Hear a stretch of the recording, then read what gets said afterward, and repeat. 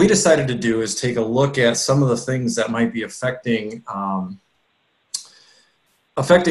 members, and like really trying to figure out, have perception change. We obviously know that COVID-19 was a big deal, and people's attitudes and behaviors changed, but how did they change, right? So we didn't want to sit on the sidelines and just wait for someone else to tell us what was happening. We really wanted to go out and find out for ourselves what was going on in the world. So I'm going to back up a second, and really, since this is the Innovation Lab, we really want to talk about the technique and what we've been doing to get to that end goal of trying to find out people's behaviors. So really it comes back to, why do we do polling, right? So we do polling really to find out information. I'm going to take you way back in the way back machine to a great statistician, one that might have been one of the most influential in machine learning and data and analytics, and that's Sir Francis Galton. He was one of those curiosity researchers that really, his superpower was observation. And he was the one that really made polling kind of a modern day phenomenon. And the story goes like this: back in 1906, Sir Galton went to a livestock fair. And at the livestock fair, he saw the crowd playing a game. And they were all taking guesses on what an ox weighed. And there was a prize at the end for whoever guessed the closest. So one of the things when he did that, he's like, oh, I wonder if I can get all of the entries and see what people guessed. And they said, sure, let's take a look at that. And before he left, he asked some of the experts, what do you think this oxen weighed? And wanted to see exactly how close they were. So he took all of these 800 contest entries, and what he found was amazing. The crowd, when you averaged out all of the entries, they were only 1 pound away from the actual weight of the ox. When he went to the experts, they were much farther off than that. I mean, some were close at 20 pounds or 100 pounds, things like that. But it was amazing to see that the crowd, some were high, some were low, some were right on, some were in the middle. But if you average them out and use kind of the collective wisdom, you actually got a very good application to your hypothesis, to see what you were trying to figure out. And it was actually so successful that in the following livestock fairs, they actually used the wisdom of the crowd to actually display the weight of the ox, because scales back then were not very accurate. So they would go in and they would estimate it, and they would come back and then say this ox weighs X amount of pounds. However, that can lead us to our next topic, some of the things that need to be addressed before you do surveys. And one is of data bias.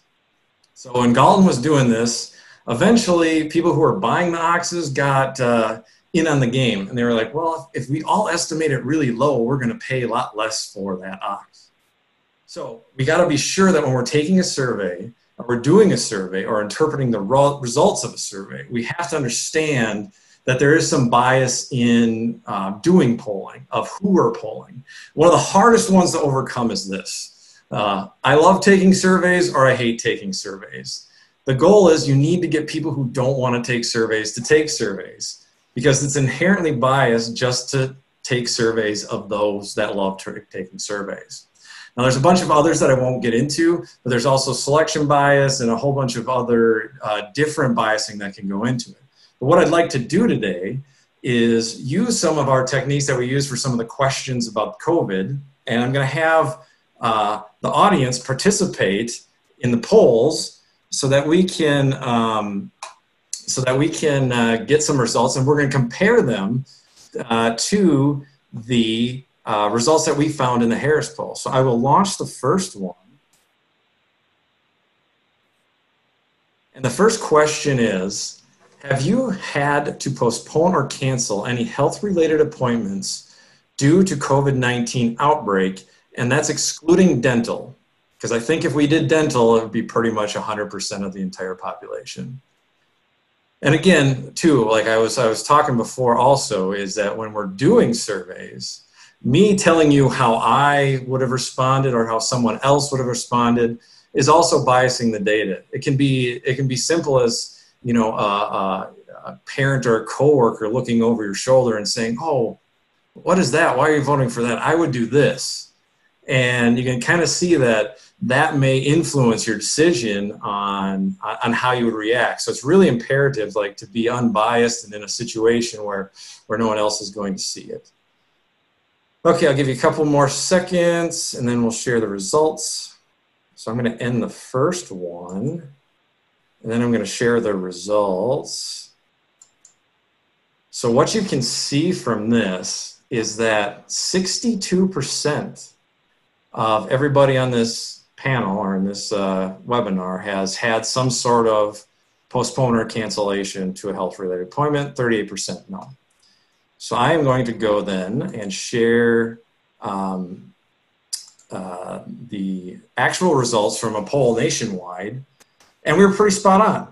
So this was taken a little bit back, back in about late March, early April. So again, this has probably gotten bigger. So you had about 60% said yes and 20% said no. Now, if I'm a health professional, I'm looking at that's scary to me, right? There's a lot of people and a lot of appointments backing up. So my training has been in economics before this. So really from an economics, there's a huge supply and demand change that is really occurring. And if people are getting these postponements or cancellations, like, oh my gosh, we need to get people in for their vaccinations, their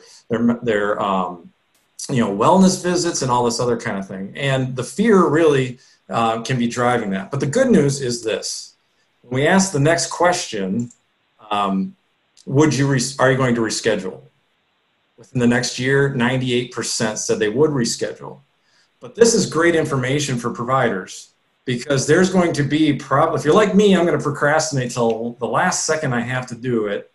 Probably a lot of others are going to do the same. So there's probably going to be this built up demand that has happened over this time frame. So it's going to be necessary to kind of figure out ways to take more appointments or bring appointments down. And one of the great things that's been happening is telehealth. So again, pointing them to a new resource, somewhere where they can get the care that they need, but maybe in just a different venue than they had before. So we're going to do a couple more questions here. So let's do the next poll. And question 2 is this.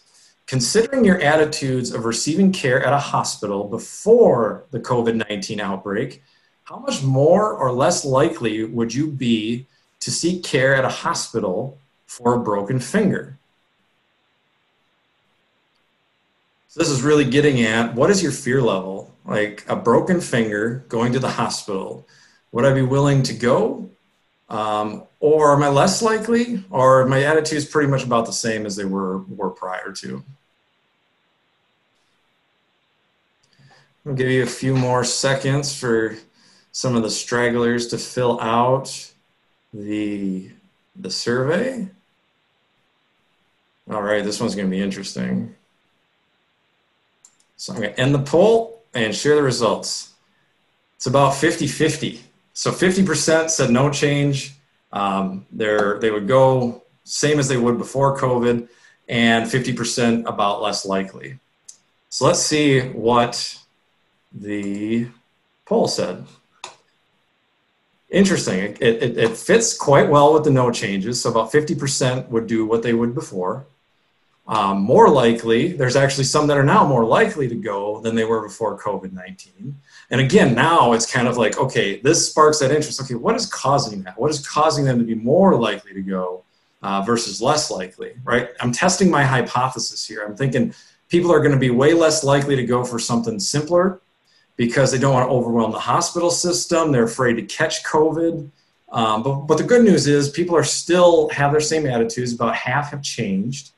But again, the less likely, there's a lot of people that are probably in that mindset. I don't want to go and burden the hospital system. Now, going back to data bias, we all have healthcare professionals here or work in the health industry. So we may be biased towards the less likely because we know how hospitals may be overburdened or doctors' offices will be overburdened. Okay, so we're going to do one more. And let's go and do the final one. So I'll launch the polling here. And consider your attitudes of receiving care at a hospital before COVID-19 outbreak. How much more or less likely would you be to seek care at a hospital today for difficulty breathing or shortness of breath? I'm sure a lot of you are getting onto why we were doing these questions to kind of and see what the results were from them. You know, we're trying to test people's fear, see how their gauges are for something that, you know, might be minor, something like this, which is much more acute, something that could represent a bunch of different things. But again, it's trying to, how have people's behaviors or thoughts changed? So I will end the poll and share the results. And you can see 50% of the audience is saying they would be more likely to go now. About 44% no change, so they were the same as before. And a little bit, 5% less likely. Now let's see what the poll has shown. Again, kind of fits the same thing. People are more likely to go. About 50% had do more likely to go, but now we've got others that are less likely, maybe because they're scared of catching COVID, and maybe that you know, that the people there just need a little bit extra motivation to go. So with that said, that's our polling. And just to recap real quick about what we've kind of learned. One is be proactive in your research. Go and test your hypothesis. Have people's behaviors changed? Have their ideas of people's behaviors changed? Again, outside intelligence brings a new perspective. One of the things is we get caught in our own kind of thoughts of, hey, this is the way I feel, but I might be biased by my own intuition. Again, you might be smart, but you're not always right. We tend to do this. We need to get out of our comfort zone and incorporate other people into these discussions. We can't just go by our own intuition. We need to ask other people. We need to find out those root causes like Rishi was talking about. We can't just say, hey, your problem is this. We need to ask, what is the problem? What is the root cause? And then again, don't use this data as something that is the end all be all. Data suggests only where to go next. Now we know to follow up and find a solution for all of this changes in behavior. So that's all for me for today. So if you'd like to contact me, here's my information. You can contact me through email or check me out on LinkedIn.